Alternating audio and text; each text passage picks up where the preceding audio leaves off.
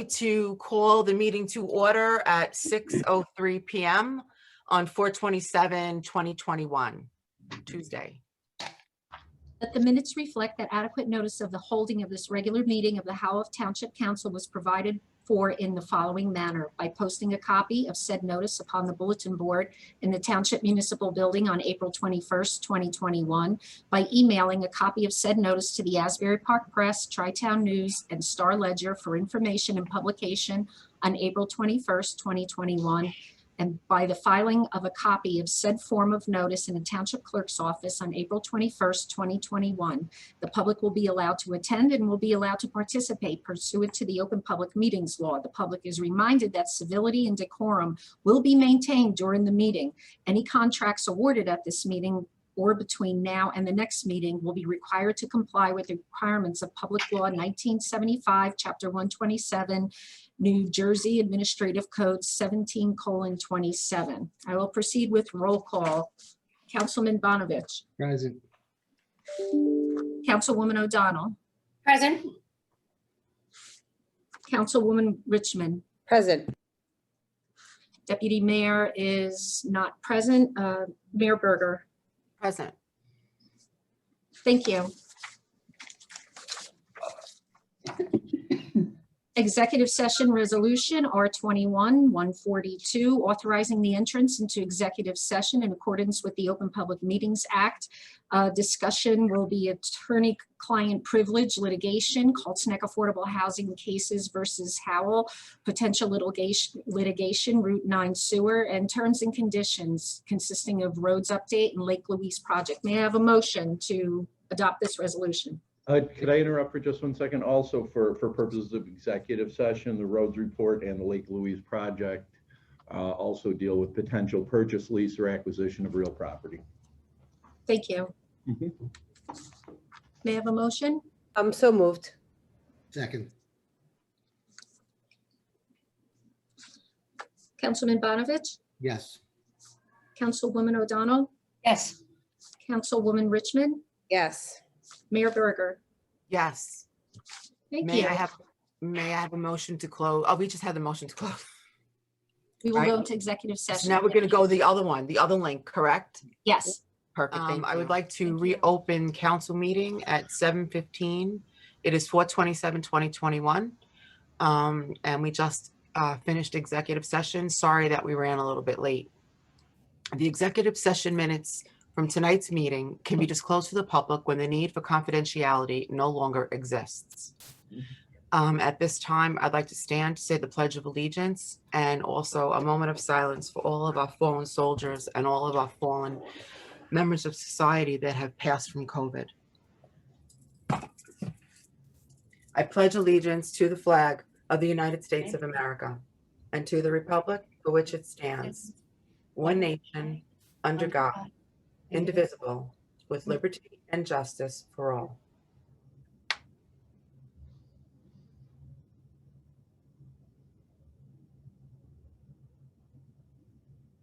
Thank you.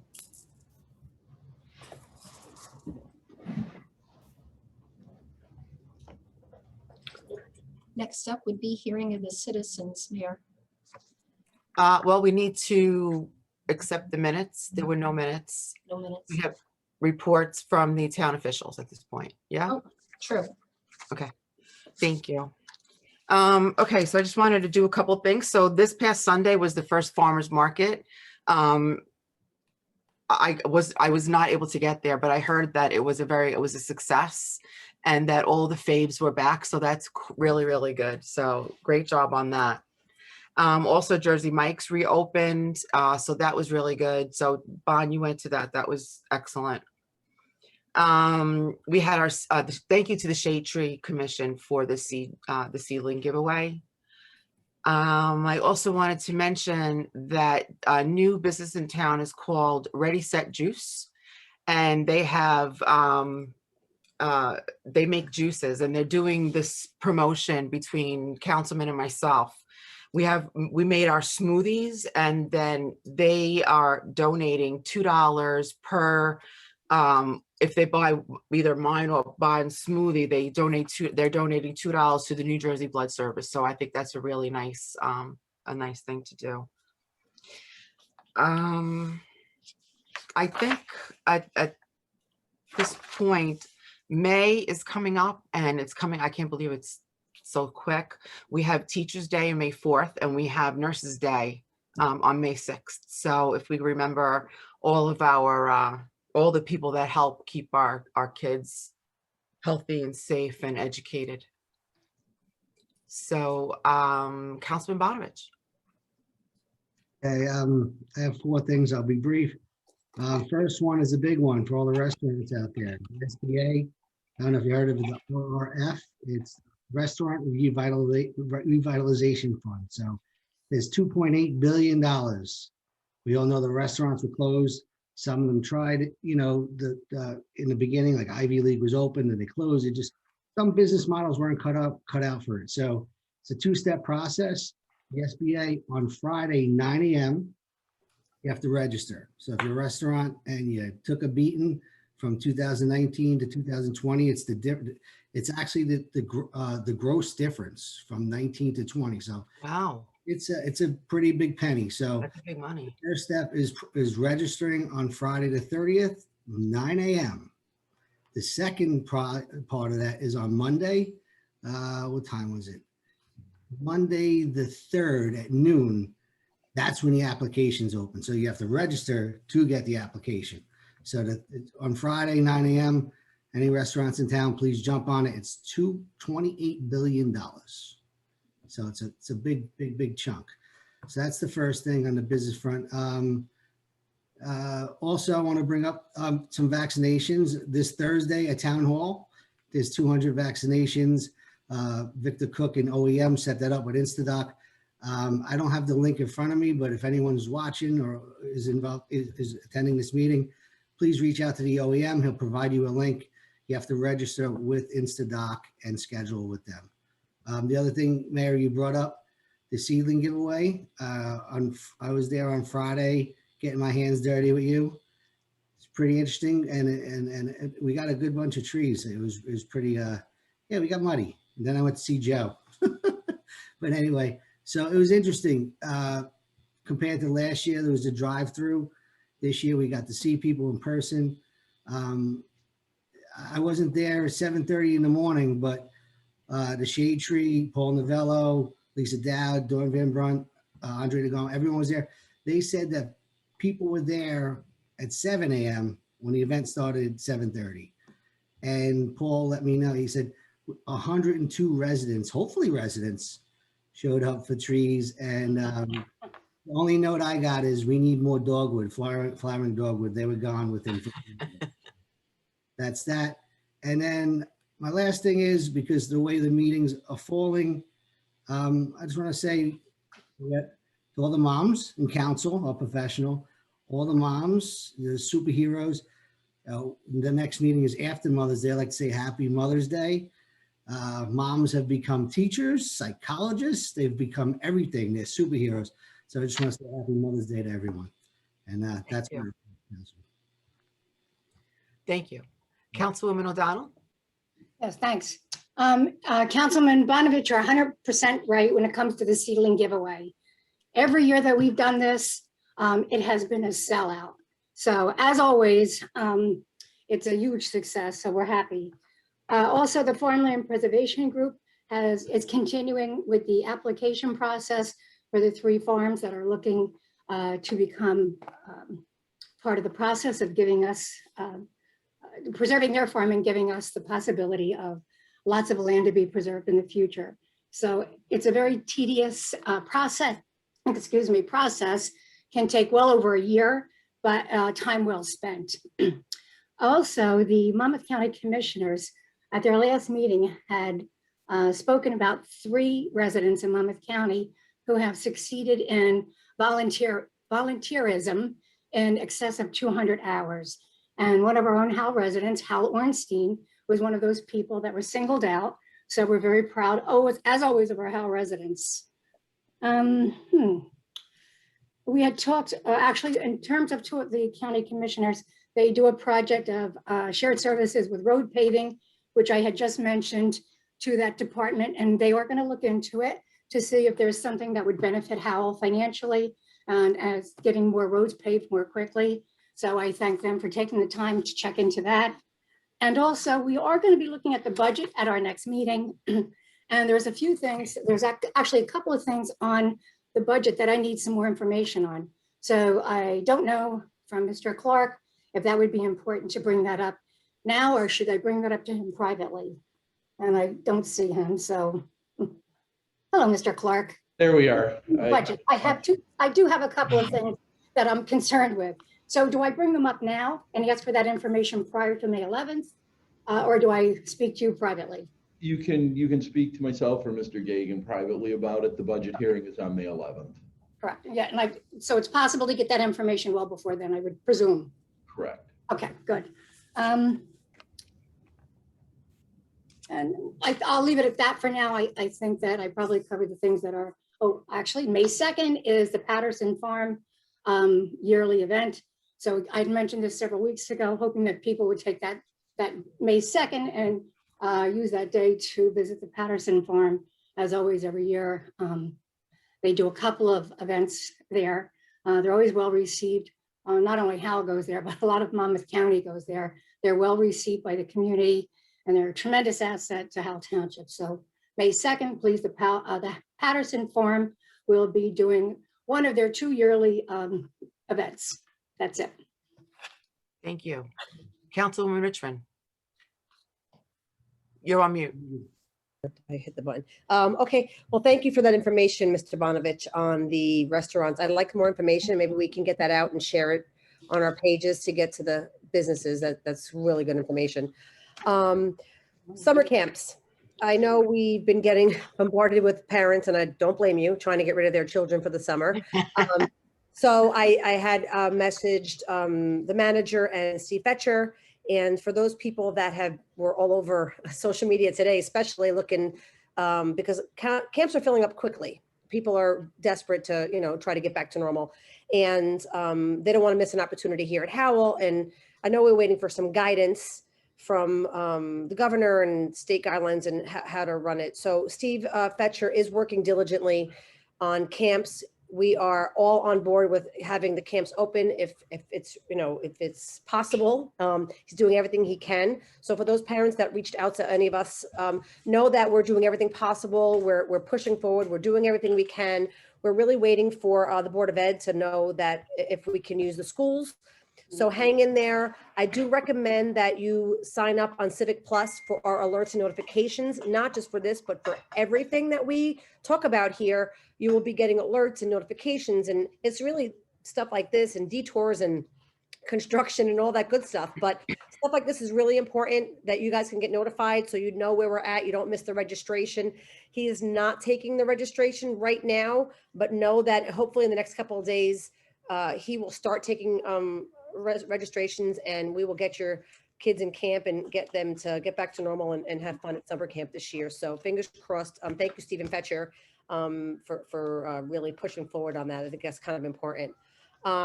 Also, there's this No Forgotten Woman organization that I stumbled upon on social media.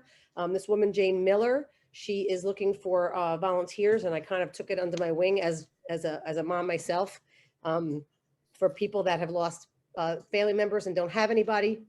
They're looking for volunteers to help make Mother's Day special for those people that are in nursing homes. I actually reached out to Brandywine because I happen to know the activities director over there, and I know there are 2 women that don't have family there, and there are 57 women in Brandywine. So if anyone is looking to help, maybe donate, we're going to put like flowers and vases and stuff together and deliver them there. I'm waiting to hear back from her, but it's No Forgotten Woman, and there's a Facebook page if you want to join and take a peek. You don't have to just do it here in Howell. There's plenty of assisted living facilities, nursing homes that women are without family, and with Mother's Day coming up, I think that's really, really an important thing not to forget. So reach out to me if anybody would like to participate, donate, help in any way. I'm not creative or crafty, so I can organize, but I can't. I'm just not crafty. Also, the National Day of Prayer is May 7th. I know we've been missing the boat a couple, last year and the year before that and whatever, but it's May 7th. And I did reach out to Councilwoman because I know has a relationship with the pastor. I think it's important if maybe we can do something. I don't know if we can do it social distancing outside. But I know Councilman O'Donnell was going to look into that, but I think it's important, especially today, that we all get together in a little prayer and whether it's virtual or outside somewhere, maybe Echo Lake. If we can look into that, Mr. Clark, and we can get that out to the people and do something that's important.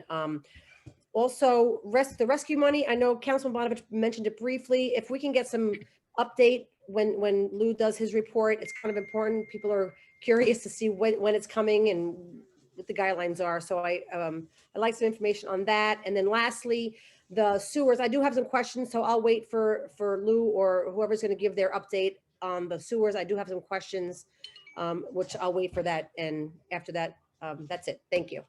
Thank you. I forgot to mention April 30th is Arbor Day.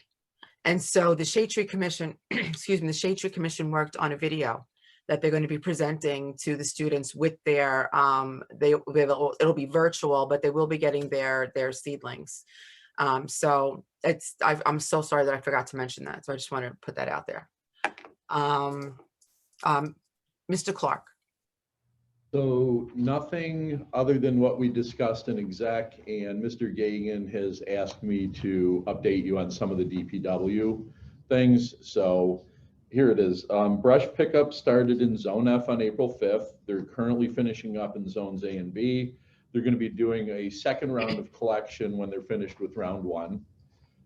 They worked with the Shade Tree Commission on the seedling giveaway, did a great job.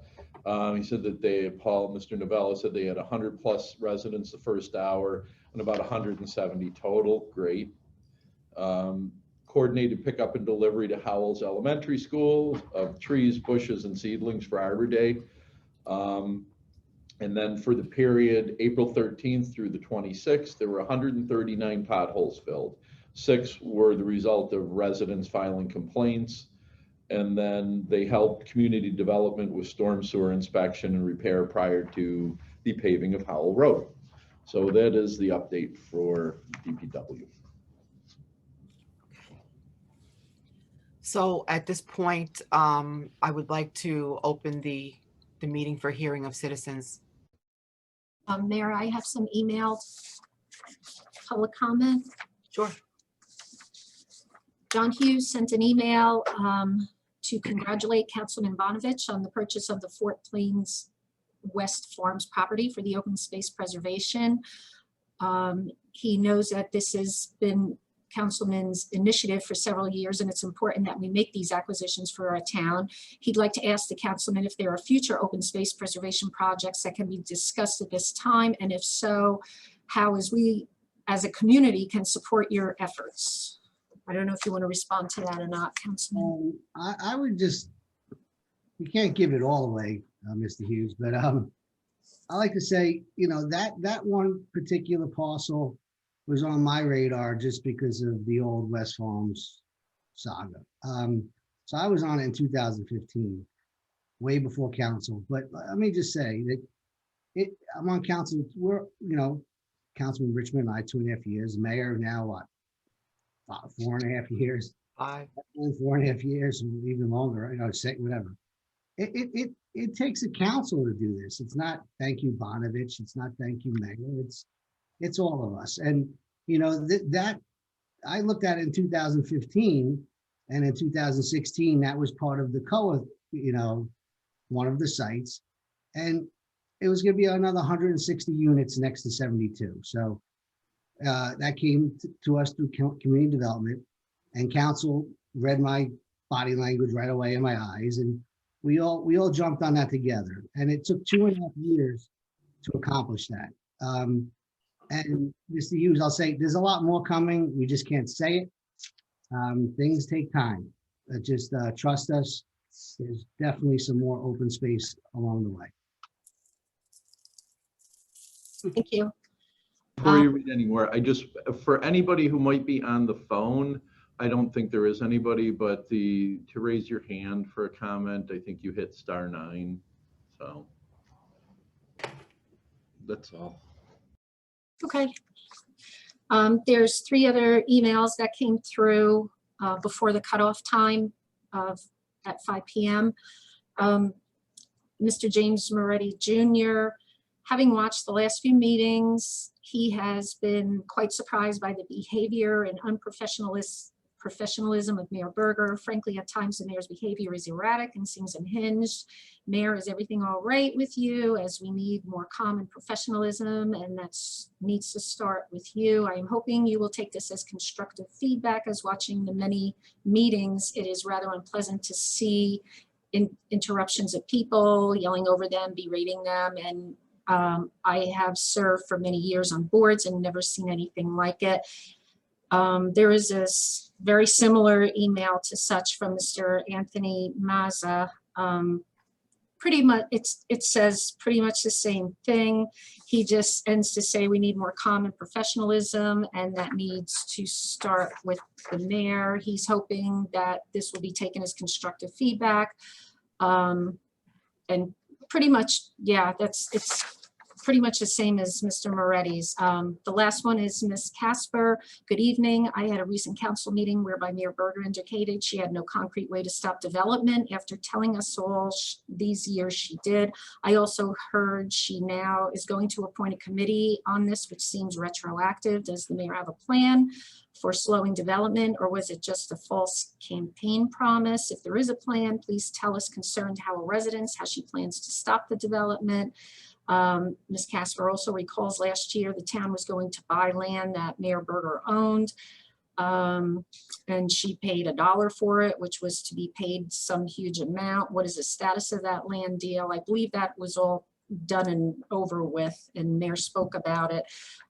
She feels it was unethical to profit from as a result of Mayor, and she indicates politicians are public service and seems unfair and outrageous, and that was it. That's all for the emails.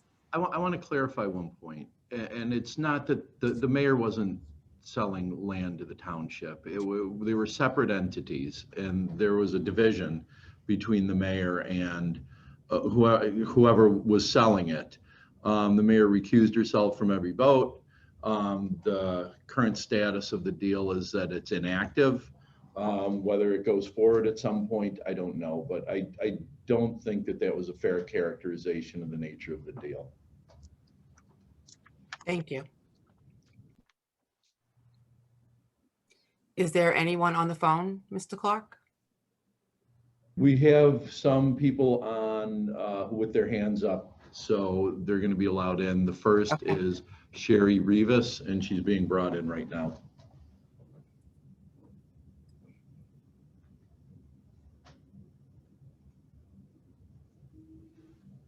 Hello. Good evening, Ms. Rivas. Thank you for allowing me the opportunity to speak. As you just heard, my name is Sherry Rivas, and I've been a resident of Howell for 17 years, and this is my first council meeting. I recently decided to pay more attention to local government. So prior to attending this meeting, I went on the township website to view a council meeting so I know what to expect when I was attending tonight. I watched the April 13th meeting and was curious about 2 community members' statements, and this is what I found. Prior to the budget introduction on the April 13th meeting, former Deputy Mayor Mr.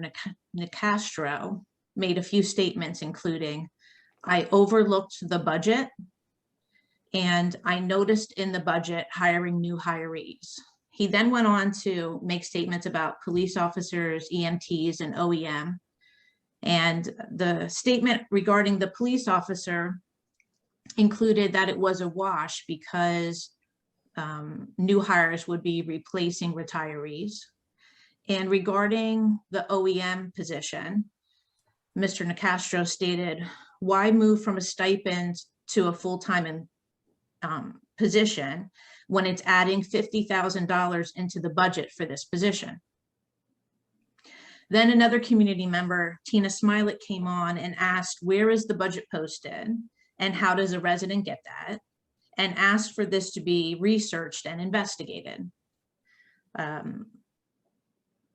Councilwoman Richmond then explained that these issues of hires were discussed in a prior budget meeting.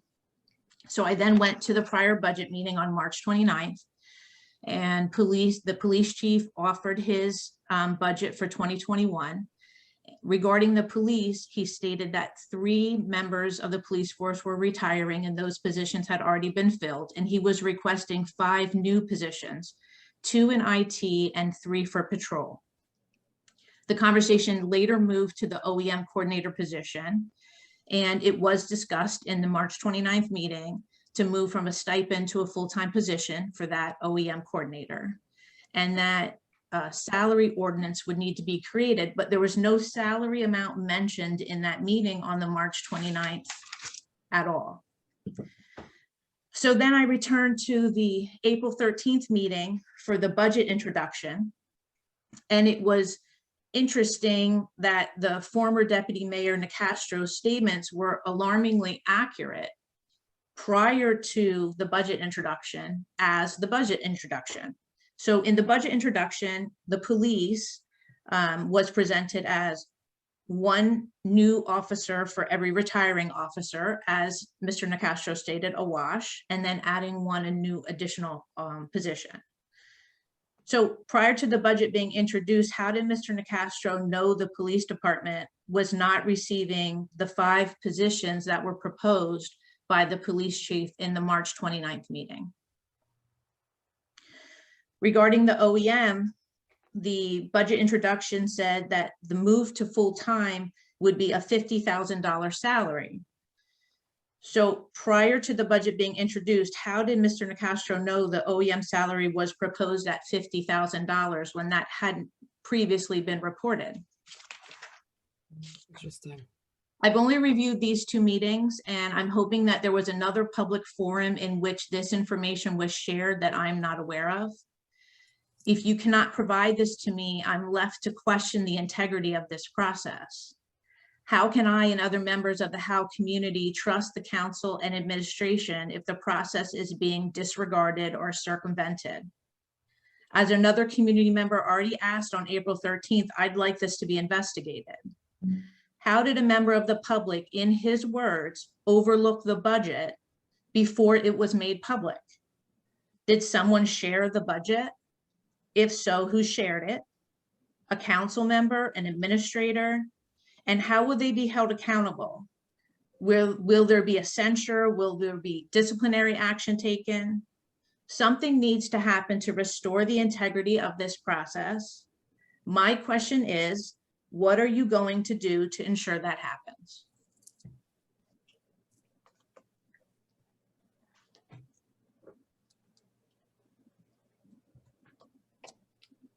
Mr. Clark, I think that was directed towards you. I don't think it was directed towards me, Mayor, but I'll answer it. Any investigation I do is, of course, private, so I'm not going to answer the question. I've heard the requests from the citizens, and whatever I need to do, I will do. Will the citizens be informed at the result of the investigation if you're doing one?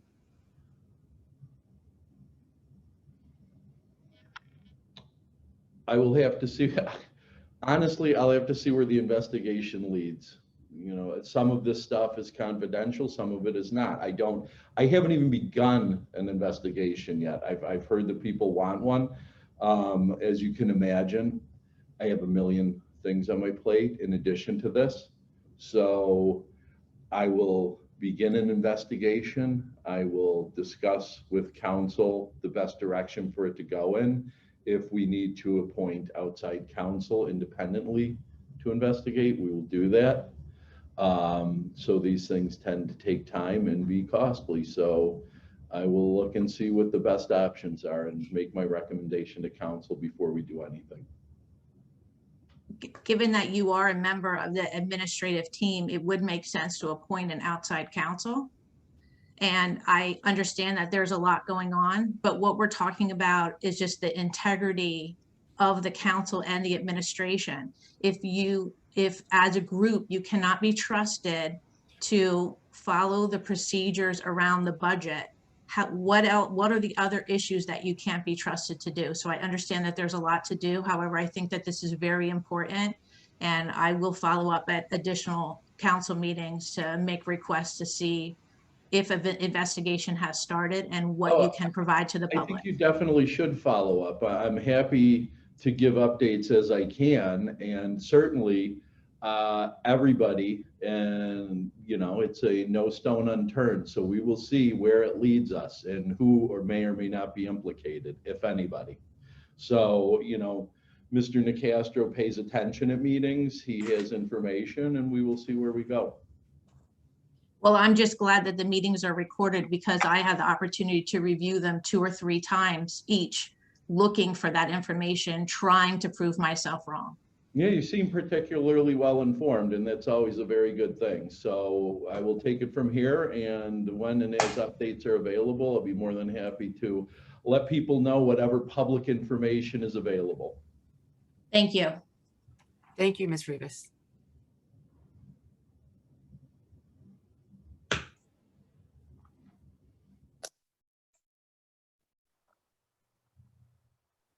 Is there anyone else, Mr. Clark? You're on mute, Joe. We're going to move Ms. Rivas out, and then we are going to move in Joan Osborne.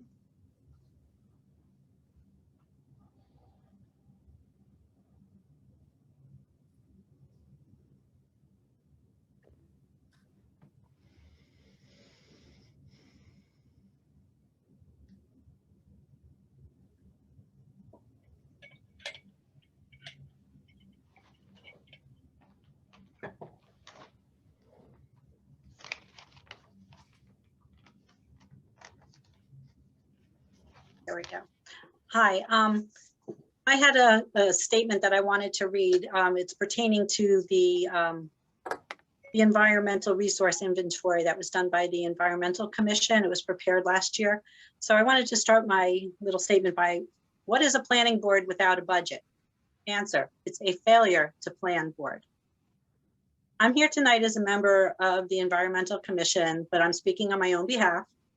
I want to discuss the new ERI, which Kratzer Environmental prepared as an update of the existing environmental resource inventory, which was last passed in 2008.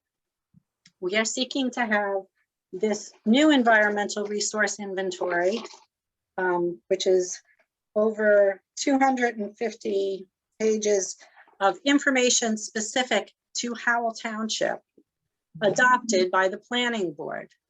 To replace the existing one. It's updated. It reflects much more current information regarding many subjects that should be considered in making planning decisions for the township. It has information on soil types and locations relevant to drainage issues, geology, topography, climate, air quality, ground and surface water, contamination, aquatic life, biological resources, where the threatened and endangered species are in Howell Township, where the environmental issues are found, sources of pollution, it's where the critical environmental areas are. I mean, basically, this is a Bible about what you will find in Howell Township, and it's current and it's up to date. These are all very important things to know about our town. In my view, this document should be the supporting spine for the master plan. If you don't have this information, you might as well just pretend that anything that the planning board does with regard to a master plan is wasted. They are doing it without critical information if they don't have an up-to-date ERI to help them determine what type of development is suitable in which areas. That is why we end up with SED zones that are put in critical environmentally sensitive areas. We need this information for better planning. If you want our planning to continue on where it seems as though we're going to have warehouses everywhere, then as a council, you should make sure that nothing happens with this.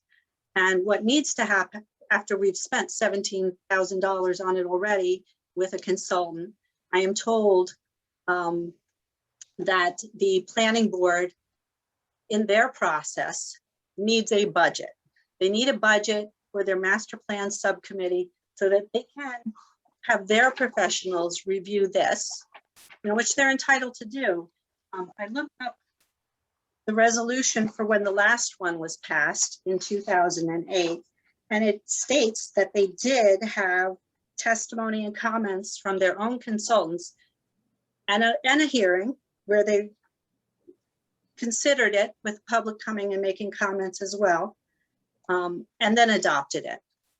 What I'm told this year is that they don't have the budget for it, and unfortunately, if they are not given a budget to have a professional look at it, this document is just going to go away as though it never happened, and we're going to be stuck with the one that was done in 2008, which is no longer current.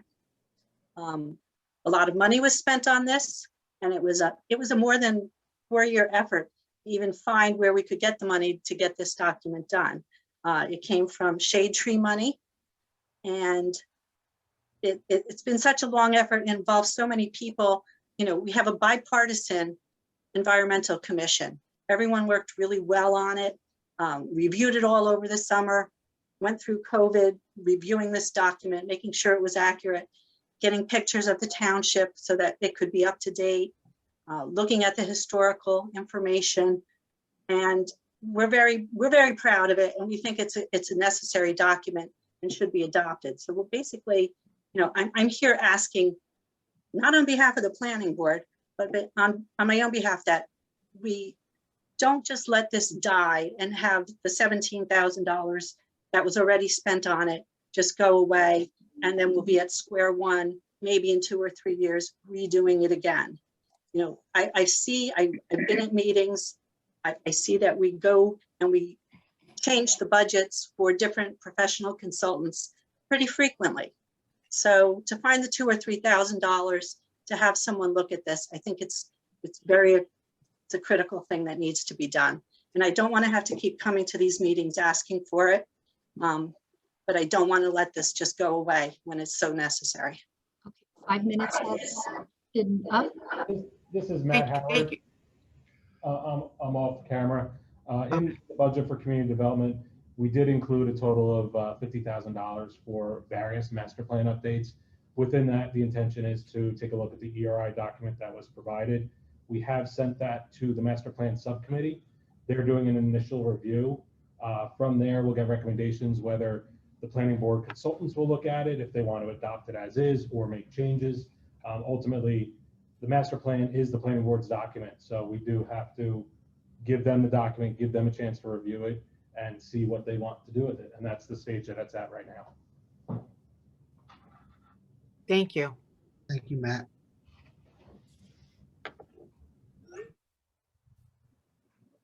I had another subject I wanted to briefly touch, if I might Yes. have a few minutes more. Okay, if you would like an additional 3 minutes, we have, council has to vote on it. I'll make a motion to give her an additional few moments. I'll Fine. second that. The other subject that I saw an interesting article on was through a conservation group. It was Garden State or Warehouse State. And they had a list of interesting ideas of how different municipalities are dealing with the overwhelming number of warehouse applications that they're getting. I just wanted to highlight that one township was proposing a zoning amendment that would cut the maximum lot coverage from 35% to down to 5%, so that if you happen to have a large tract of land that you don't get to cover it completely in warehouse or 80% within warehouse, you can make those adjustments, and it would just be a different way around the problem than other than saying you can't have warehouses, maybe limit the size of the warehouses that you can put on a lot. But I would just direct you to that article with regard to thinking outside of the box to try to address that problem. And that's all I wanted to add. Thank you. Ms. Osborne, today, Senate President Steve Sweeney introduced a bill exactly with that, what you're talking about, the warehouse state or the garden state. And, we're known as that Howell's a tree city. We don't want to be a warehouse city. And that bill is introducing a bunch of things like you brought, even like to the ERI, where these warehouses, the township gets to do a study, traffic study, environmental impact, stormwater, and the township puts that cost onto the developer on the warehouse. So there is action on that, and that was introduced today. We'll see where it goes. I'm sure it'll be amended back and forth. But I read a similar article, and I do know that Senate President introduced that today. I'll share that bill with council. It looks like, there is a big concern, like I said, Garden State, as far as the warehouse state. And once again, we're a tree city, so we got to be concerned with the quality of life of our residents, and we have to follow this bill, and maybe we should have a resolution supporting this bill as far as. Sounds good. Mayor, may I want to just, Yes. thank you. Mrs. Osborne, as you probably have heard, council is working on finding a way to make warehousing a more comfortable situation in our town, and many towns are doing quite the same. So we are looking at that very seriously, what we can do to minimize issues and also maximize keeping Howell Township as green as we possibly can. More importantly, I did want to say to you that when I was on planning board, the ERI was given to every member. And I know that even my first year, I was able to utilize that document a great deal, considering the fact that soils are so different in Howell Township, as you know. So it's always been looked at very seriously. And although a large amount of time was between the two resource manuals, I realized that things have changed. But I will say that planning board, the officials there, the people, the professionals rather, always spoke about the ERI, so that it is a very important document, even to the professionals. So I wouldn't want anyone to think that we don't utilize the ERI as a very important document, because it has been and we still do. I'm glad that the new one is finally, in the hands of the people that need to see it. So hopefully, as time goes by, it will be, accepted officially by the planning board, and that everyone that's in a position to make decisions on projects will ultimately be able to utilize that important document. Whatever you want. Thank you.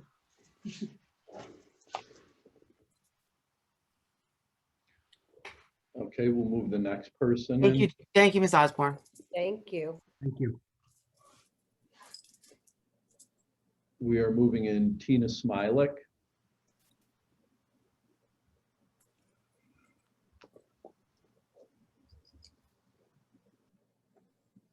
Hello, everybody. Hello. Good evening. Just a quick start. I just want to say, I think the problem with the last couple meetings has been partisan politics, because the people that are calling and that are making issues and causing the big harassments are coming from partisan politics.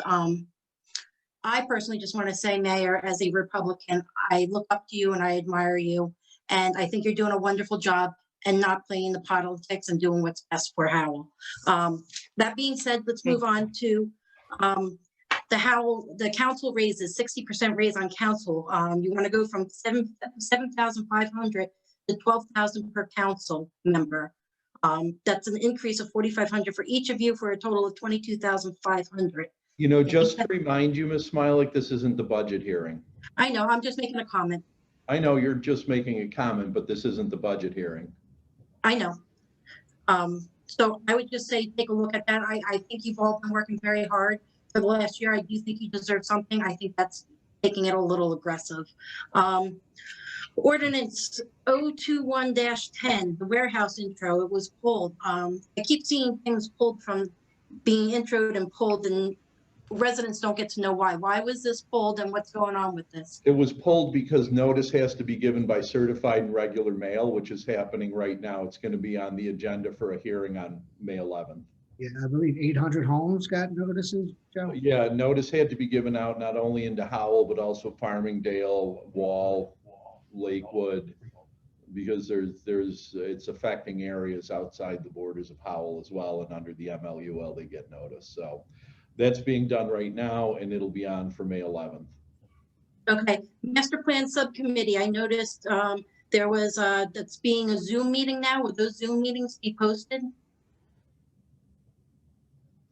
Should be. Also, if, I just wanted to know why we put that in both the Star Ledger, the meeting dates and all that, that we announced, because I guess we're making this public, open to the public and everything. For the Star Ledger, you put it in the paper for $280.14, and then you also put it in for EPP for $83.70. Is there a reason we have to use both of these? I mean, I know it's only $200, but can we save that money? I mean, it's master plan subcommittee. It has to do with Howell. Do we really need to pay 283? Typically, no meetings under the Open Public Meetings Act have to be published in 2 papers of record. So, yeah. So can we do it in that in the Howell Times? I mean, we have other papers that were approved by council at the beginning of the reorganization, correct? I'd have to look back. If we haven't, we have the Star Ledger and the Asbury Park Press. So, sure, we can look into saving the $200. Yeah, it was done a couple of times, so over time it's more than that, but it's just something to look at. Also, when I was looking at these public notices, I've noticed April 26th, Howell Township held a meeting last night for ASP Wall LLC, which is a warehouse on the corner of Belmore Boulevard and Birdsall. It's the property is mostly in Wall, but also in Howell. Do we have somebody representing us for our best interest in this? Because last time we got something from Howell Township, it was we have that whole drainage issue now over on Pine Needle and everything. So are we on top of that, or is there somebody representing us at these meetings? Because it is a warehouse with 5 other buildings, I believe. Yeah, so apparently all of the structure is going to be in Wall, not in Howell. So we get notice of it, but our right to object is probably no more than would be a regular citizen. So. 1 minute left. So, I could okay, jump. so just so the council knows, there is a plan now on Birdsall Road and Belmore Boulevard, and it is mainly in Wall, but I guess in Howell we have to supply them with sewer and water. Is that what it is? They're using our sewer and water or something, and just keep an eye on that, okay? So, Yeah, go ahead. okay. I brought up that bill that was introduced by Sweeney today about the warehouse. That exactly is what's being addressed. If there is a warehouse that is, even though we get notice, it's supposed to give the adjacent municipalities more teeth, more say, what we want. So that's something, that's why I think this council should put together some support for this bill, because, a lot of times that, we got. Absolutely, we do resolutions for everything else, so let's do a resolution and support this. These warehouses, I mean, like that officer said, that Osborne brought up, warehouse, Yep. State. So let me just chime in real quick with a comment. We have our own ordinance coming up to vote on May 11th. We're going to analyze it on its own merits. We're in favor of smart development in Howell. We're not going to act in an arbitrary manner about anything. So we will end up doing what's best for the township ultimately. In terms of the state statute, if council wants a resolution supporting it, we can easily do that. Okay, yeah, because I saw the planning board meeting also where it was discussed, and they had to vote no against it because, as I said, they approved it on our master plan, and we haven't changed our master plan yet. So that master plan needs to be changed too, to make sure that our ordinance is right. There's a process for this that I'll tell you what it is. So if an ordinance is inconsistent with the master plan, which the planning board found that this ordinance is, then in addition to council voting on it to pass it, they have to pass contemporaneously with that a resolution enumerating the reasons for the ordinance being passed, notwithstanding the inconsistency, which of course we'll do. Okay, thank you. I had one more thing. Can I take 30 more seconds, please? We'll have to do a vote for additional, say, 3 minutes or so. I'll make a motion for an additional 3 moments. I'll second that. Thank you. I just want to say, always listen to your residents. Back when we did the West Farm project, we said there needed to be a light on Fort Plains and West Farms. I now see it in our capital budget. The residents know best. Now we're getting stuck as taxpayers paying for this light on Fort Plains and West Farms. It should have been the developers that have to pay for this, not us, because that corner needs it extremely bad. And, you know, so I saw that on the Capitol on the Capitol. I think it's well needed. I'm just sorry to say that we, the residents, are paying for it instead of some of the builders that was approved to do all that extra cars in that area. So thank you. Have a good night. Happy Mother's Day to you, all of you who have Mother's Day coming up. Thank you. Happy Mother's Day to you as well. Thank you. We'll move Ms. Smilek out, and we are moving in. It'll just take us a second. Phone number. So we will move in the person now. Okay, whoever's on the, there we go. You're off mute. Can you hear me? Yes, we can. Okay, this is my first Zoom meeting. My name is Sue Fisher. I would attend the meetings in person. And that's my first question. Will the next meeting be in person? We're getting a lot of feedback. I don't know if anybody else can hear that. She's very soft. Yeah, if you have your, so if you have your microphone on for your computer, or if you have your speaker on, it's feeding back into itself. Oh. Mute the other device.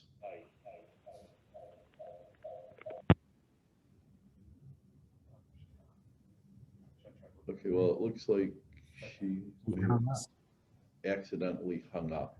Well, I would just say that we don't, May 10th, the rules change, correct? So council will address it after that.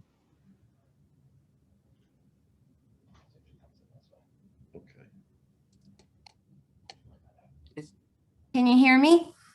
Yes, you're back. Oh, thank goodness. This is my first Zoom. I would normally attend the meetings in person.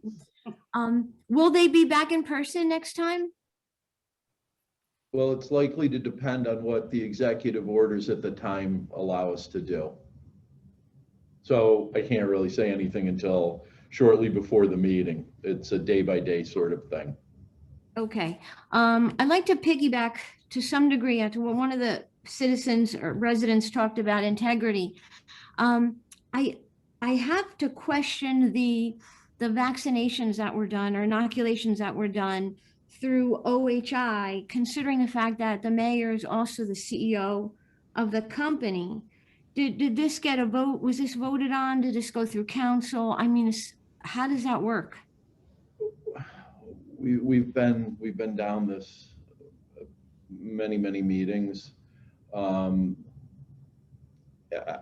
You know, it's a matter of record. I mean, I had suggested going to the local finance board for an advisory opinion. I don't know if the mayor has, but there's inoculations taking place. So that's the status of it. Are there going to be more? I couldn't say. Okay. And then the other thing that came to my attention was some swastikas in our local parks. Is that being addressed by the mayor, by you guys? What's going on with that? It's currently under police investigation, so I can't really say much more than that. Okay. All right. I hope the meetings will be in person again, because this is quite challenging. I mean, attendance was already low. I'm sure this makes it a lot more difficult as well. Okay, thank I you. agree. Good night, thank you. Thank Thank you. you. night.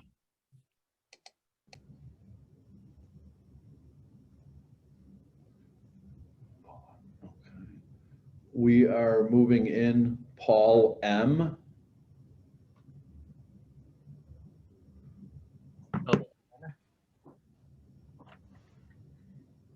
Hello. Hello? Go ahead. Hi, my name is Paul M. I'm a 20-year-old resident of Howell.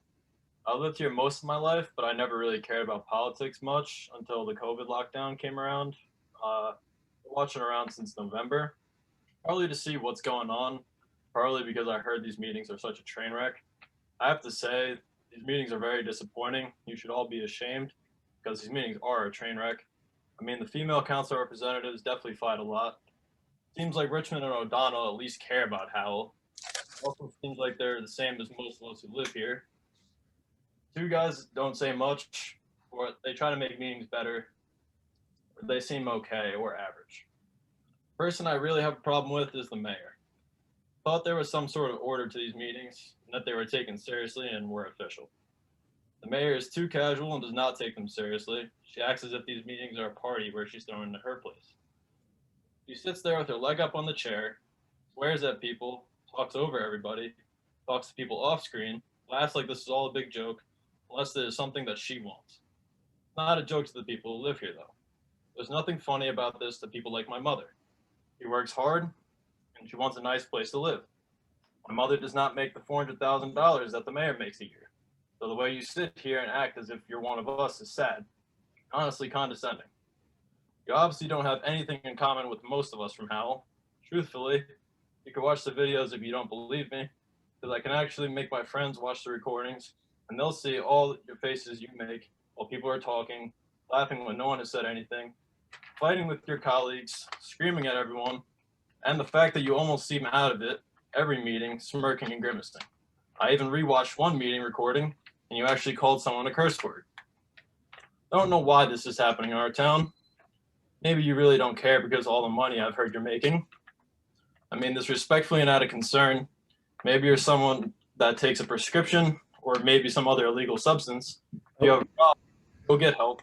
Look, Excuse me, Joe, please. This is despicable. there's a limit to how much we'll allow on public comment, sir. And I think that that's about it. I understand that. All I'm saying is that if she is under the influence of something, she should get help and not be making decisions that could be worth millions of dollars. She's not on anything. I believe the time is up. I'm chairman and I am closing this portion, Joe. Actually, ma'am, This is actually abusive. not interrupt me. It's harassment. It's not harassment, it's the facts. It's harassment. Okay, my final comment is that I would suggest to the council to, under the due diligence and the right of the people of Howell, to evaluate her in some way, or at least take into consideration the way she acts at these meetings. Thank you very much. All right, why don't we move him out of the room?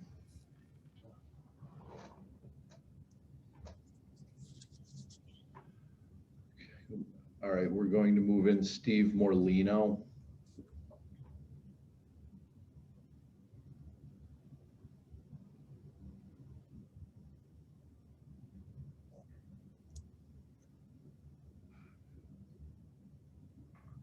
Good evening. My name is Steve Morlino. I've been a resident of Howell here for 37 years. I have to say one comment I wasn't expecting to talk about. The previous gentleman should have been shut off, shut down, and thrown out of this room for the despicable comments and allegations that somehow he's alleging the mayor's a druggie. Who's the parliamentarian here? Is that a question, Mr. Morlino? Yes, that's a question. Who's the parliamentarian that runs the meeting? I am, and as you know, the parliamentary procedure also gives way to the First Amendment rights in a public meeting. It doesn't allow people to insult, and if it does, then you need to change your policies in town, because I work in a place where they don't tolerate that. They shut that kind of conversation down. Well, I don't want to waste my time on that, but that's something that this council needs to look at, because that's deplorable to allow a resident to berate somebody that's well, on I will the tell you, council or Mr. the mayor. Morlino, we will look into it, but there are certainly First Amendment concerns. You may not appreciate that, but there are.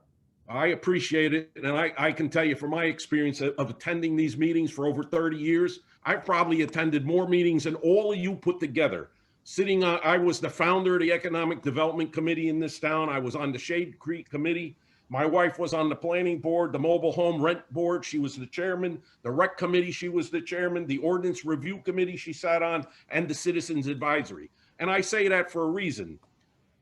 All of those committees that we served on and attended meetings, including Board of Ed meetings, okay, we weren't compensated a nickel, okay, not 5 cents. As a matter of fact, when I chaired the Economic Development Committee, I used to buy the donuts and coffee out of my pocket for the committee meetings. And I don't say that for accolades. I say that as a fact that citizens of this town volunteer their time. We heard from someone who was on the Environmental Committee a few minutes ago. All of these people serve at the pleasure of their own experiences in this town. They're not compensated in any way. So when I see the headline, like I see here today, let me see if you can see the headline here. Can't see it. You can't see it. It says Howell Council pay raise up for vote. And it talks about a 62% pay raise that this council is looking to get for themselves. And I have to say this, right now, someone mentioned OHI and the fact that vaccines are being giving out here, and I'll talk to that in a minute, but So we have let me just say, I'll say the same thing to you that I said to Mr. I don't need to. Don't waste my time. I have 5 minutes. Don't waste my time. I'd like to speak. You're welcome to say something, but this is not the budget hearing. So I don't care about the budget hearing. This is a hearing of citizens. I can talk about anything I want.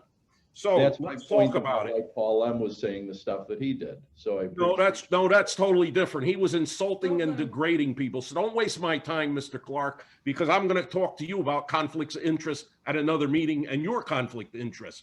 But right now, I want to talk about this pay raise.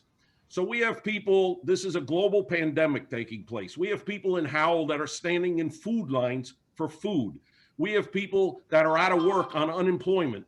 We have lots of people that are financially hurt. We have people that are going to be evicted when this thing ends and they lift the eviction requirements that they can't evict them during the COVID situation. So in my opinion, you're following the same thing that the county commissioners did. They voted themselves a raise and didn't even bother to tell the public. Totally illegal. Okay, so we need to address the moral compass that this council and the county commissioners have, because I think you've lost your moral compass. You can't look for a 62% increase, okay, at this point in time. Maybe you could ask for a 2 or 3% increase. I think that's probably more logical and more in line with what working people are making these days, if they get any increase at all. A lot of people are lucky to even have a job today. Okay, so to me, it's really pushing the envelope for this council to think you're going to vote yourselves a 60% increase at this point in time. It's outrageous. So that being said, one more minute, please. yes, I'll ask for a few extra minutes, please. At 1 minute, mine, let me know. Okay. So someone mentioned warehouses and talking about warehouses. I just want to bring to the council's understanding that about 20 years ago, I was at a meeting where Fast Forward was approved. And the Fast Forward company was approved to put a warehouse on Oak Glen Road. The ordinance at the time and the agreement at the time was that the trucks would exit Howell Township down 524, a main thoroughfare. Today, I see trucks going all the way down Oak Glen Road, down Aldridge Road, down Manassas Road, all over this town. That was not supposed to ever happen when we approved those. I didn't approve it when Mayor Morrell was in office at the time, when they approved those warehouses, and I was all for those warehouses. We need, as part of the Economic Development Committee, we needed the ratables in this township. So there was an agreement that they could do that. I'm sorry, 3 additional minutes. May we have a vote? May I have 3 additional minutes, please? I will make a motion to give Mr. Morlino 3 additional moments. I'll second it. Thank you. Thank you very much for that consideration. I appreciate it. So again, my concern is when we put things into play, such as, again, the warehouse, and I was for the warehouse at the time. I'm still for economic ratables in this township, clean ratables. But when there are stipulations that go with it, someone needs to enforce it along the way, because like I said, I see trucks traveling down residential streets, tractor trailer trucks, 18-wheelers, and I see them clipping trees and everything else as they go by. We have enough trouble with tree management in this town, okay, with power lines coming down and everything else. We don't need trucks driving down residential areas, which they weren't supposed to be doing. So I don't know who polices that or why they didn't police that. And just for my edification, again, to the parliamentarian, rhetorical question, why don't we have people mandate to give their last names on these calls? I believe Paul M, is that his last name, M? I'm not sure who he is. And I say that for a reason, because he seemed very political, attacking the Democrats on this committee and not the Republicans. And I think that's politically motivated. He talked about politics. Well, that's exactly what that's about. So if he's intimidated to give his name, perhaps he should reconsider what he's talking about.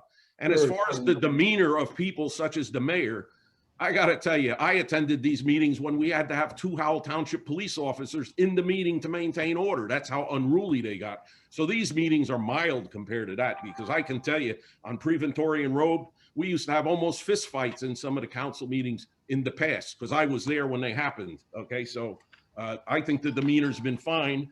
And again, when we do personal attacks of people, we need to, bear in mind, people get upset. If you accuse me of being a drug addict or taking drugs, or that I should get tested, I would have a problem with that. And I ask and implore this council to mandate that the parliamentarian of this meeting consider that and shut these people down if that's the way they're going to come across. This is not personal attacks. These meetings are not to attack people. So we appreciate your comments. We do have that pesky First Amendment to think about. So I will look at it and I will see what we can do in terms of shutting people down. Probably not as much as doing that. I would appreciate your doing that, especially with your law background, that you should do that. That should be part of your requirement.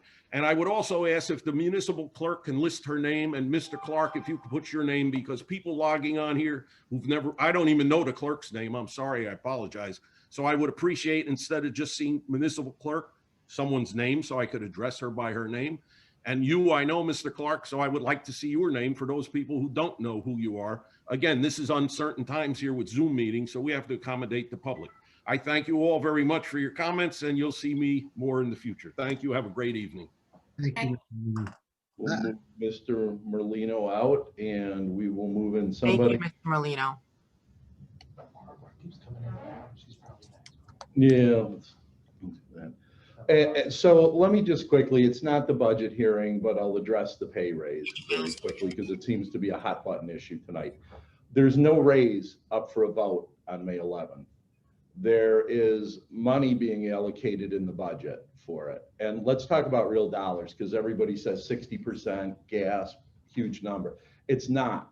It's the difference between $7,500 and $12,000 a year. A total across all council is going to be $22,000 a year for a job that I can tell you is not easy for them. So that $12,000 is still $1,000 under the federal poverty guidelines for a single person. So we'll address it more at the budget hearing, but before it even goes into effect, there's still got to be a salary ordinance passed to accommodate it. Currently, the last salary ordinance that was passed was in 2013, so 8 years ago. The last raise before that was in 2004, 9 years prior. So we're right about on schedule for a pay raise for council. And to get that to happen, not only does the money have to be allocated in the budget, it has to be subject to an ordinance that's introduced and then subject to a public hearing and then voted on. So there's still a lot of process in place before anything happens. Thank you, Mr. I'd Clark. like to also add to that, Joe. You brought up 8 years and 9 years. So I think previous councils had the same problem. I mean, if something was done where it's 2% a year over 8 years, then you're at 16%. But these increases are huge because they're not done annually. Like as far as cost of living, it's a problem. So, so that's something we can voting on that May 11th. There's salary ordinance have to be done, and that's where we'll decide what's going down. So, and Councilman Bonovich, to piggyback on that, before we do vote, I sent an email and we all saw it, that we asked for salary comparisons to like townships, which is kind of difficult considering everybody has a different form of government. And some people are full-time, some people are part-time, some are committee members. It's so much that varies. So please understand that we have to discuss this at length, and we just don't take it lightly. We do our research, and like Councilman said, there is a cost of living increase, and I do concur that we work extremely hard. So thank you for saying that, Mr. Clark. I appreciate that. All present parties included. Okay, we have Barbara. Good evening, everybody. Barbara Dixell, Howell Township. Can you hear me? Yes. Okay. I know you've said it's not the budget hearing. I understand it. Today's newspaper on the headline on the Today section did say the council was going to vote pay raise and the budget $195.3 million budget, and the council presently makes $7,500 going to $12,000.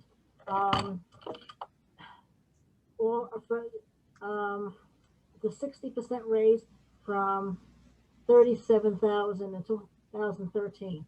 Okay, if the council votes to make this pay raise, then Mr. Clark, you're right. They have to pass a salary ordinance that has to be written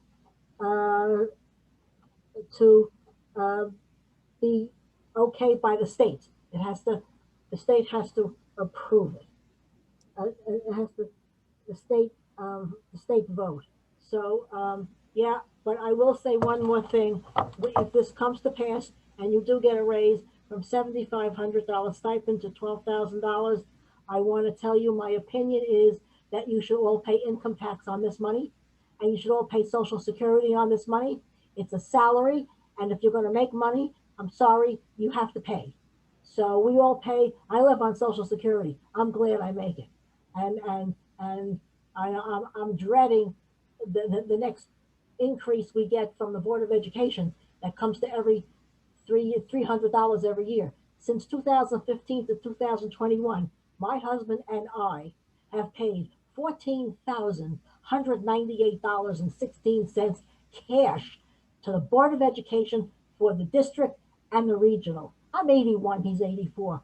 Why do elderly citizens this age have to pay the Board of Education school tax to this amount of money?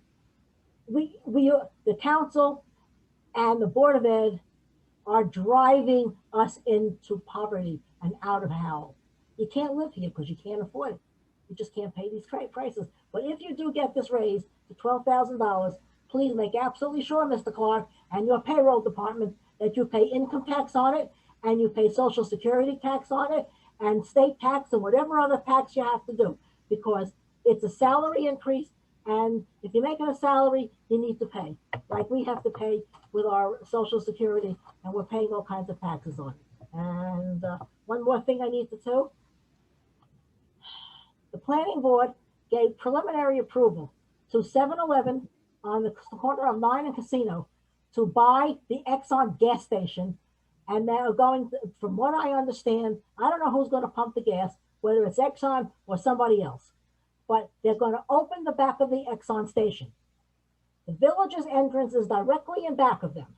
There's a 4-ton weight limit sign right on the corner. There's a 4-ton weight limit sign on the corner of Wyckoff and Casino.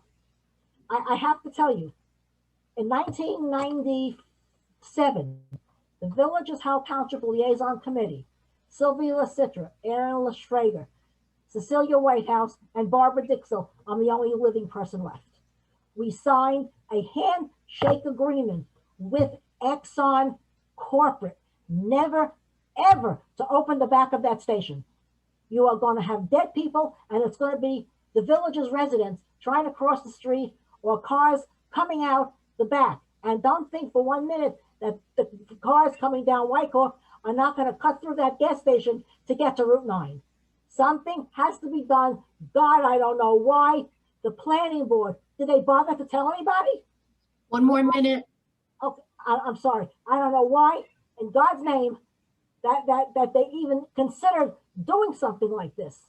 I'm the elected I'm the elected county committee woman for the last 20 years. You name it, we were there, we did everything. We were at every meeting. Please, somebody has to talk some sense into your planning board not to open the back of this gas station right to the village's entrance. It's insane, really insane. They have to be in and out on 9. The gas trucks have to be in and out on 9. And I don't know, I just need some help.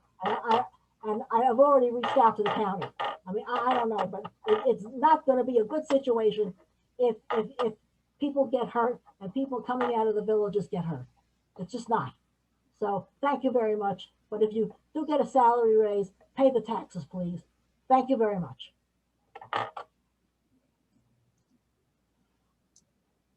Okay, we will move. Thank you, Barbara. Thank you, Barbara. Happy Mother's Day. And Joan Farkas is being moved in.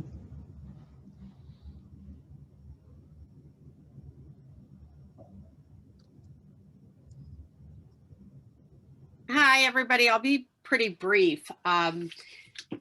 I just want to say, whatever happens with the pay raise, you guys don't get paid enough. When I see the abuse you take in the meetings and the abuse that you're taking on social media, and I mean every single one of you. I don't always agree with council members on issues, but some of the personal insults that have been flung here tonight and repeatedly on social media, you guys just don't deserve it. We have 3 really competent, strong women on this council, and they seem to get the brunt of the abuse. For someone to literally come in and say the female council women don't know how to behave is just incredibly insulting to me. As a woman, I appreciate having women on council. And I mean, I'm particularly upset because of what has been said about Mayor Berger and her salary in her day job. I would be as upset if it was any other council person. It just so happens right now it's Mayor Berger. I just want to thank you.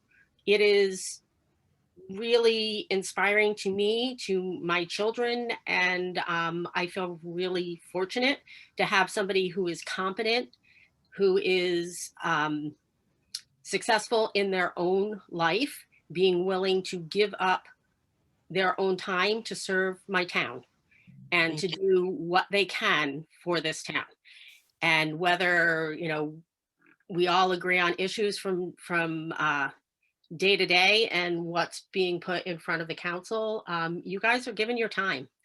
And, clearly there are other things that the mayor could be doing and the other council people could be doing. And just thank you.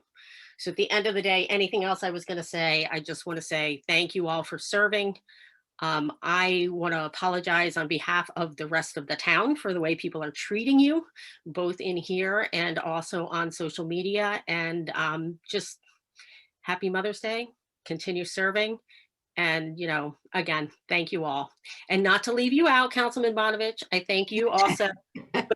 You're like the Teflon guy, though. Nobody really picks on you too much. Teflon Don over there. Teflon John. This time, yeah. So, and that's really it. I just really want to thank you guys for everything that you do. Thank you. Happy Mother's Day. Same to you. Okay, we'll move Ms. Farkas out. And we will move in Stephen Dobbins.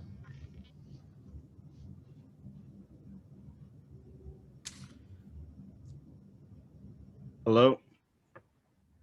Yes, we can hear you. Hello, Mr. Hello, Dobbins. everybody. How is everybody doing? I just wanted to kind of echo what was just said. I do have a question for the council in general, but can't really. I'm kind of upset by hearing what I was hearing and reading in the emails. And I know our mayor is probably one of the most educated people I know, scarily educated, very, very qualified. I think leads the town in an inspiring way. She's consistently promoting small businesses in town. Not that everyone doesn't, but the mayor I know for a fact is out there utilizing all her platforms, appears at grand openings on days, during work days, at her job that for some reason that people are looking at their salary. I don't know how that has anything to do with any politician or whatnot who's willing to give up part of their life, especially in small town politics, as our council sees consistently. They are being attacked for no reason, not anything on work merit. In her position, she shows up to all community events, all fundraising events. She helps plant the trees. She was literally in the dirt when we were out there during the rain last year. And Thanksgiving helped coordinate with all the different restaurants in town to give to the police to make sure our police department was well fed on Thanksgiving. So I just wanted to just say that and thank you so much. And I want to say I do see everyone always out there to our community, but thank you, Mayor. And I did want to just ask the council. I saw everyone was out this weekend. I thought it was pretty cool to see our representatives out there. You don't really see that in the other towns. And I just wanted to know if there was anything coming up and then what the town can get involved in.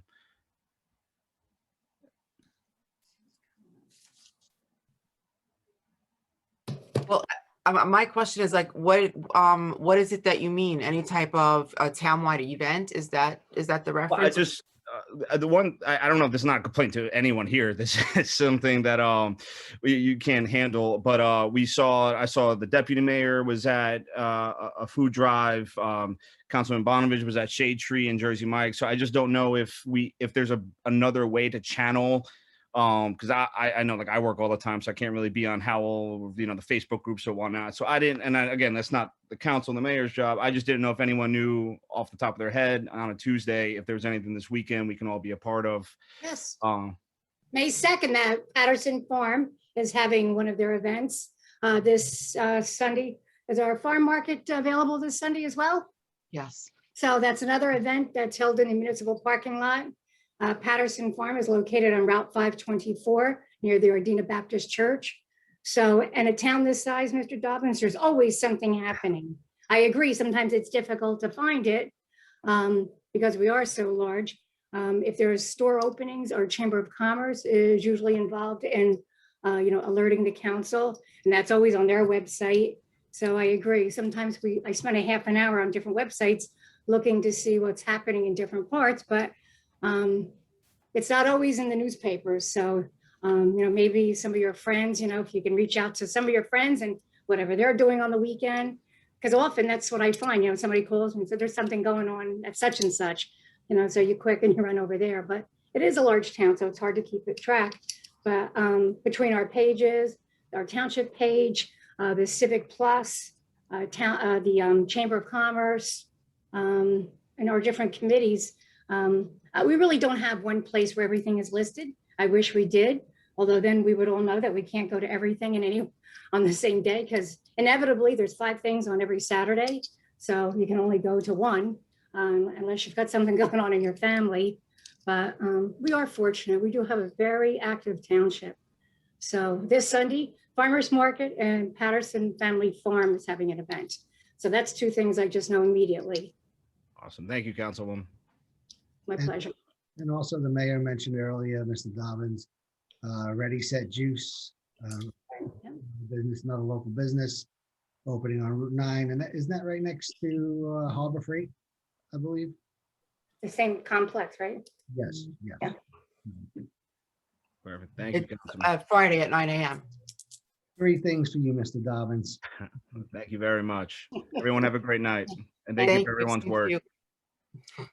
Good night. Okay, Mr. Dobbins out, and next up is Dan. I'm going to mangle his last name, Rebbe. We're bringing him in. And he is it. Good evening, Mr. Ribbit. That's can you guys hear me? We can hear you. Yeah. Okay, great. So good evening, everyone. Thanks for taking my comment here. I want to, echo the previous statements of other folks, that I appreciate all the work council is doing. I don't really have an issue with the pay raise. That in the grand scheme of the budget, I think it's a fair increase based on the amount of work that all of you do. Earlier, as I was logging on this evening, I heard the first questioner that I heard raised an issue about the OHI vaccine, the COVID vaccine through OHI. And I wanted to just kind of put out there the opposing viewpoint that I guess, I wasn't attending the council meetings at that time, but if I understand correctly, some of the members of council had an issue that OHI administering the vaccine to Howell residents was some type of conflict of interest.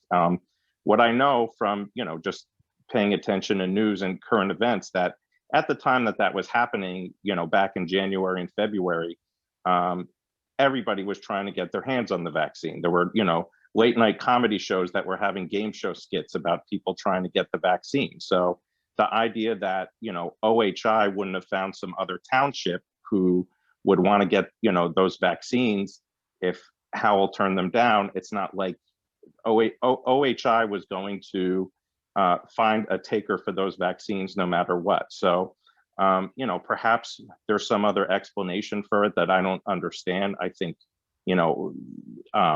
suggesting that it was an ethical issue is kind of a stretch in my opinion. And the way I see it is that certain members of council ultimately put politics ahead of the health and safety of Howell residents, that allowing that vaccine event to occur as scheduled would have allowed more of our citizens to get the badly needed vaccine, and putting a stop to it unfortunately prevented that. That's my only comment, and have a great evening. Thank you. Thank you. We will move Mr. Ribbit out. Thank you, Mr. Ribbit. Do I need to go into it for the fourth straight meeting about the explanation? It wasn't council that raised it, it was me. I can explain why I raised it. I mean, it doesn't seem to have sunk in with a lot of people yet. It's a technical issue. That's all it is. You know, there's the local government ethics law that applies to elected officials. Nobody else on council raised the issue. And I'll address something, Mayor, just to clarify for you, because you said that Ms. Richmond had. When I talked to you and Mr. Bonovich about it, I said that Ms. Richmond had sent me an email asking whether or not there were other providers available, not complaining about OHI. So I think for the record, that's how that came to be. The ethics violation and the advice to go seek an opinion from the local finance board was to clarify for us whether or not this technical issue that I had flagged in fact existed. That's all it ever was. And so I think, you know, that should hopefully put it to rest. I suspect, you know, we'll end up talking about this forever. And it's unfortunate because nobody has any opinion other than that the vaccines are a good thing. It's just a question of the technical violation of the law that could have occurred and can be clarified by a letter requesting an advisory opinion from the local finance board. And that's all it's ever been. So we will move in another person, and it is, who's coming in now? Mark Parisi. Good evening, Mr. Parisi. You're on mute, Mr. Parisi. Here I go. All right, I'm on. Good evening, everyone. Nice to see everybody. As many of you know, I'm on the Freehold Regional Board of Education, so I'm speaking on my behalf, not on behalf of the board, but I just wanted to share with everybody that we're having our Board of Ed meeting on Thursday night at Howell High School. For the last year, we've been pretty much having our board meetings at Manalapan High School or at the administration building in Englishtown, but we are having our first board meeting over at Howell High School in a long time. So I just wanted to let the public know that if they want to come out on Thursday night, our public session is at 8 o'clock. If you want to come and join us for our Board of Ed meeting. So I wanted to share that. I'm also pleased to announce, I'm sure as you all heard, that the governor is easing the restrictions, and they made an announcement yesterday about proms and graduations. I don't know the specifics about what Howell Township's, Howell High School's prom or graduation ceremonies are going to look like, but I can almost assure you that they are going to be going forward in some capacity.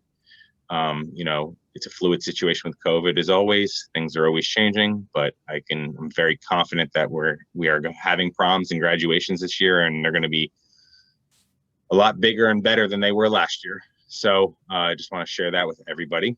Just changing gears. I'm also on the Shade Tree Commission, and I'm really happy about the success of the seedling giveaway this weekend. It's awesome when the community comes out and we're able to engage with the community. Unfortunately, I wasn't able to be there, but I spoke to everybody, and I know that it was a big success, as it's been mentioned several times tonight already. 1,000 trees went pretty quick. Maybe we should think about doing something again in the fall. If we can get our hands on 1,000 more trees, use some of that township tree fund monies, and if people are picking up the trees and they're planting them, let's keep giving them out, and get the plants in the ground. So it's something that I would like to see happen possibly in the fall, if we can maybe make that happen. So that's pretty much it. I'll just echo some of the things I already said tonight. I watch a lot of the meetings. Sometimes I comment, sometimes I don't. It's a little bit disappointing when I see people calling in and attacking everybody. I'd like to see things a little bit more harmonious. With that said, I do understand that we need to hold our elected officials accountable, and that sometimes there could be disagreements about different things. But we should try not to let it get personal. And we should try to work together as much as we can, and sometimes respectfully disagree, when we have to. All right. So I wish everyone a good night, and thank you for letting me join you guys tonight. Thank you. Thank you, Mr. Parisi. Thanks for that update.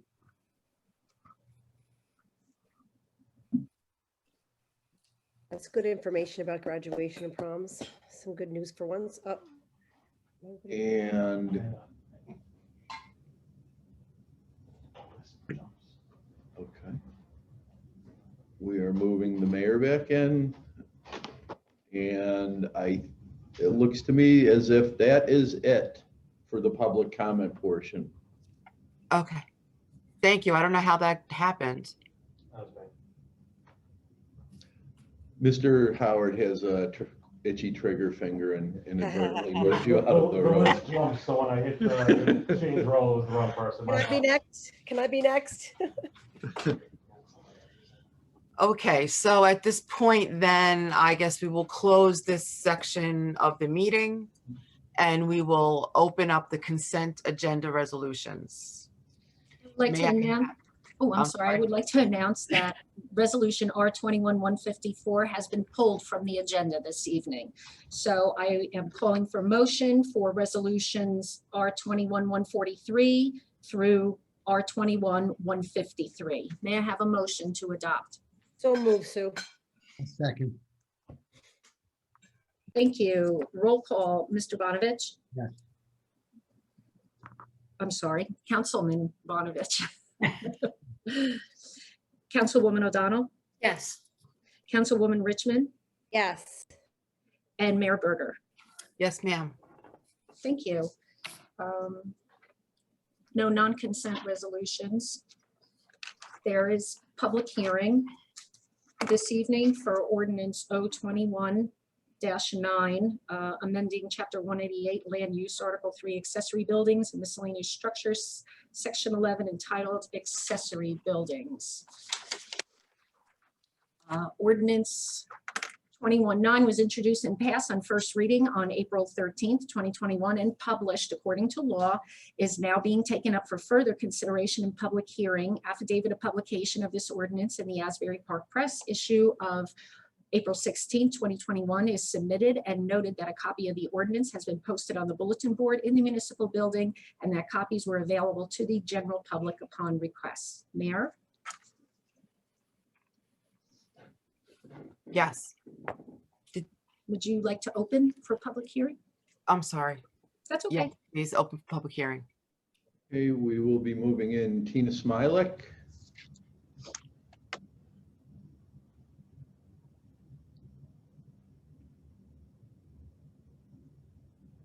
Okay. Just a quick question. With all of section A added, there was nothing changed in it or taken out? Because I didn't see any strikes in it. This is Matt Howard. The amendment to this ordinance is additions. It's for attached accessory structures. Normally, and just to give a little background, normally the setbacks for those are equal to the principal structure. The principal structure is the house. That normally has the most aggressive setbacks on a residential lot. Otherwise, patios and decks have reduced setbacks. So just as an explanation, this type of structure, you could I a have patio- no issue with the ordinance. What I had an issue with is, did something change in it? Or did we just add? Because usually you strike out what you took out. It was just and an then- addition, that's all. This is language for an addition. Okay, so A is totally new. What was A before? Nothing's been stricken, only an addition, and it's to make life easier for people who are looking to put structures on the back of their house. Okay, no problem. Thank you. Like an awning, correct, Matt? Correct. It's permanent accessory structures that are actual structures and will be there for, more than just a season. Okay. Thank you. We move Ms. Smiley out. And we will see if there's anybody else with their hand raised. And Steve Morlino.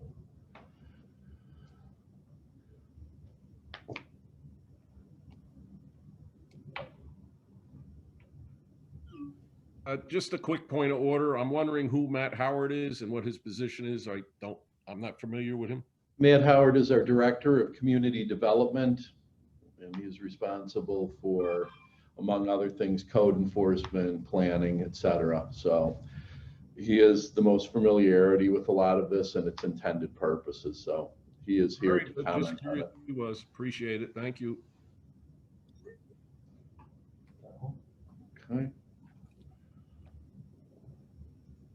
Okay, is there anybody else, Joe? We're moving Mr. Morlino out, and it looks as if there are no more comments. Okay, at this time, I would like to close this portion of the meeting. May I have a motion that ordinance 021-9 be finally passed and adopted, and that notice of its passage and adoption be published in the April 30th, 21 issue of the Asbury Park Press by reference to its title only? I'll make a motion to approve. Yeah, second. Thank you. Roll call. Councilman Bonovich, Yes. Councilwoman O'Donnell, Yes. Councilwoman Richmond, Yes. and Mayor Berger. Yes. Thank you. Ordinance introduction. Ordinance 021-11 to be introduced by title and order the same to be published in the April 30th, 2021 issue of the Asbury Park Press, together with notice of its introduction and passage on first reading by the title, and it will be further considered for final passage after public hearing at a meeting of the Township Council to be held on May 11th, 2021 at 7 p.m. prevailing time in the Municipal Building, 4567 Route 9 North, Howell, New Jersey, 07731, tentatively via Zoom. May I have a motion to introduce said ordinance? I'll make a motion, to introduce 021-11. The ordinance published herein will be introduced and passed on the first, on the wrong page. Yes, and the township, by the council of the Township of Howell on April 27th, 2021, and will be further considered for final passage and adoption at the Township Municipal Building at at 5467 Route 9 North Howell, New Jersey on May 11th, 2021 at 7 p.m. or as soon as thereafter as the matter can be reached on the agenda, at which time and place all persons interested therein will be given an opportunity to be heard, and during the week prior hereto and up to and including the date of the meeting, copies of said ordinance will be available at the clerk's office and the Township of Howell Municipal Building to the members of the general public who shall request the same. May I have a second?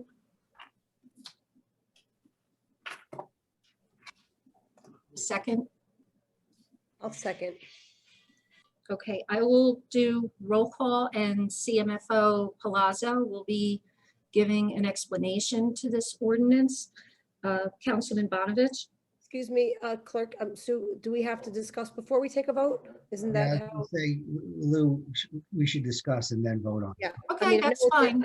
I do know it's introduction, but I know we wait for the adoption to have conversation, but I think, is that okay, Mr. Clark, if we have this conversation now? It's a little unorthodox, but I'm guessing that people may be wondering what is going on with this particular one. So, Mr. Palazzo has insight into that, and I think that he'll be able to shed some light on it.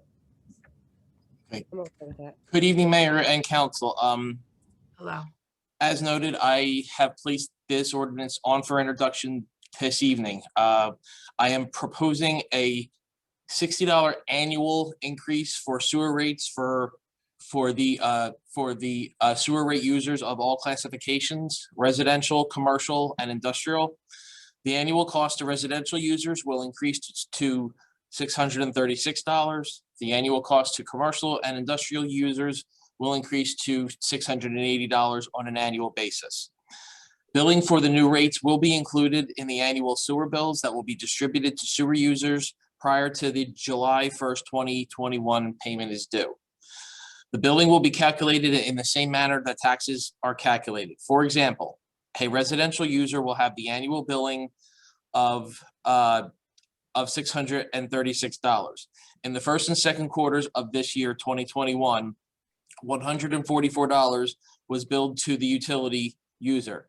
This leaves a total of $348 that will be balance billed in the third and fourth quarters of 2021, which will be billed at the quarterly rate of $159. A commercial and or industrial user will have the annual billing of $680. In the first and second quarters of 2021, $155 was billed to the utility user. This leaves a total of $370 that will be balance billed in the third and fourth quarters of 2021. The first and second quarter billings of 2022 will be billed at the quarterly rate of $170.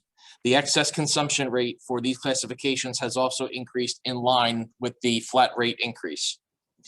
The last rate change for the sewer utility was in 2017, in where an $80 annual decrease was passed on to the ratepayers.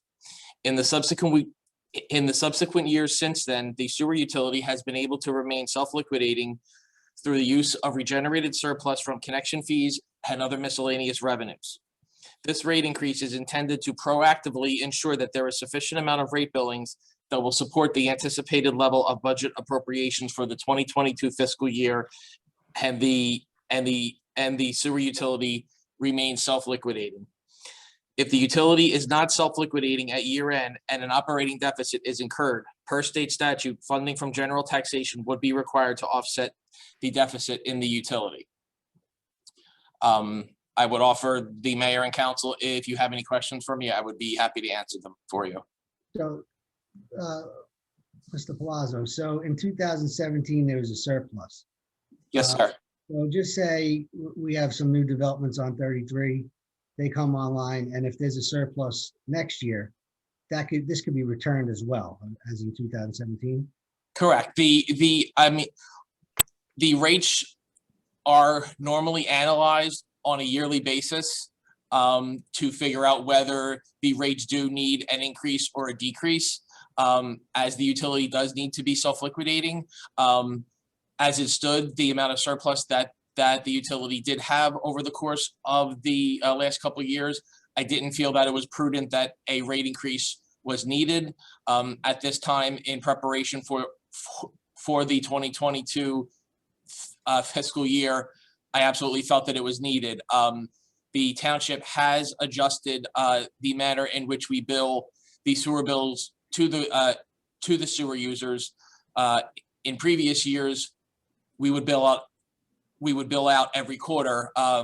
As of now, we are sending out a bill similar to taxes for the July 1st bill that's due, with 4 stubs that would be for your third and fourth quarter of the current year and first and second quarter of the subsequent year.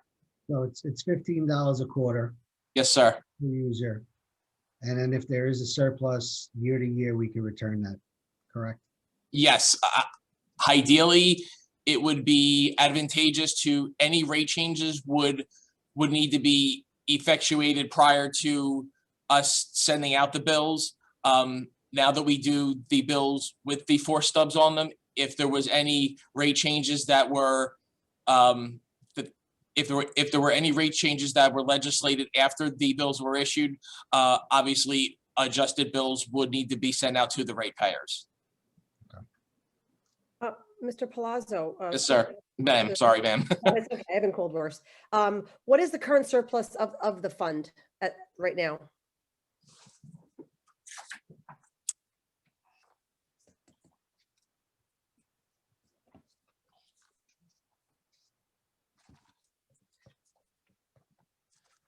So the surplus that ended the 2020 fiscal year was $940,845.40, and we are anticipating, bear with me, $667,000 usage in this. So about 2/3 of it. And we received a credit from MRSA. Yes, ma'am. Considered. Can you explain a little bit about that credit that we received from MRSA? So it's the credit is akin to you get estimated and actual bills from from other utility companies such as JCP&L, New Jersey Natural Gas. MRSA, in the same vein, does that for the municipality. They basically say, you know, they have a bulk rate that they bill the municipality based on a certain amount of gallons. And then at the end of the fiscal year, they go back and see how much actual usage, actual flow went through the system. And our numbers are basically trued up. We have received this credit probably for the last 10 to 15 years during my tenure here. How I have been accounting for it in the budget, the amount that is appropriated in the MRSA line item in the sewer utility budget is net of the credit amount. Since we do get that first quarter billing, it's due to MRSA March 1st annually. We know what our credit is basically during our budget preparation season. So I'm able to take the net amount of what we owe to MRSA, and that is what I have been budgeting. So that credit that is issued to the municipality by MRSA has been taken into account in this. Great. Okay, so that's good news. Thank you. Yes, ma'am. I'm good. Any other questions? Questions? Nope. You satisfied all my questions when I spoke with you on Monday. Okay. Thank you, Mr. Palazzo, for sticking around. The one little tiny question. Excessive use. Can there be a super excessive use? Can we amend this if we need be? You know, Well, I did receive some information from the utility collector today. I definitely would like to run it by the township manager, township attorney, utility collector, come up with a plan that we can present to the governing body. This, I think, in light of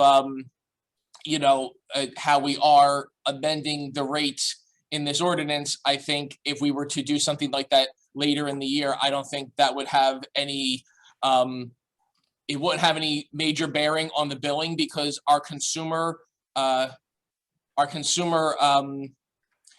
residential users are billed with the singular bill once a year with the 4 stubs. Our commercial and industrial users are billed quarterly because of the consumption factor. So we do send out quarterly bills. So if we did decide to amend the commercial and industrial excess consumption rates and minimal consumption amounts, I feel that could be done at a later time during the year and would have a minimal effect on how those users are billed. sort of like the turnpike. Your car gets one rate, an 18-wheeler gets another rate. You know, maybe that could help offset the residents, and maybe we don't have to do that. So. Yes, sir. It is absolutely something that can be reviewed. And as I said, these rates can and should be and are reviewed every year to see if the necessity to do it. I try not to, you try to find that balance of it, because obviously having a rate change, it does have to go through the ordinance procedure, 2 readings, 20-day estoppel period. So to try not to have a lot of movement on the rate for the residents, but obviously if that's what's keeping the utility self-liquidating, then it's the prudent thing to do. But if the fund does have sufficient funds to keep operating as it should, I just felt that it wasn't appropriate to bring to the council to try not to have a larger increase than may be necessary. But as I said, the previous rate adjustment was an $80 decrease. So at this point in the game, it's the rate users are still ahead of the rate that they were back in 2017. But to your point, we can absolutely take a look and research and come up with something that we can present to the governing body regarding those excess users. Okay, thank you. You're welcome. Are there any other questions for Mr. Palazzo? I'm good. Okay. So, Okay. May I have, I'm sorry, I'll call roll call for the ordinance, and then I'll read by title only. Councilman Bonovich, Yes. Councilwoman O'Donnell, Yes. Councilwoman Richmond, Yes, and Mayor Berger. you're muted, Mayor. You're muted, Mayor. I'm sorry, I said yes. Thank I'm you sorry. very much. Okay, ordinance 2111, and then Article 26 entitled Sewer Connections and Sewer Users, Chapter 139-78 entitled Sewer User Charges. Again, public hearing and adoption will take place at the May 11th council meeting at 7 p.m.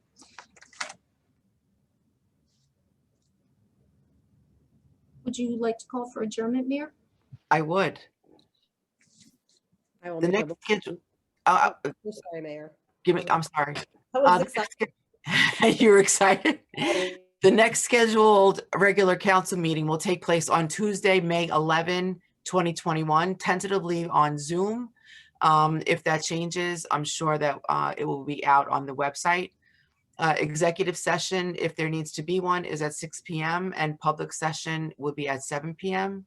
And so now I will ask for a motion for adjournment. Make a motion to adjourn. Happy Mother's Day, everyone. Happy Mother's Day. Second that motion? Thank you. Councilman Bonovich? Yes. Councilwoman O'Donnell? Yes. Councilwoman Richmond? Yes. And Mayor Berger? Yes, ma'am. Thank Thank you. you, everyone. Have a wonderful Evening. Mother's Day, everybody.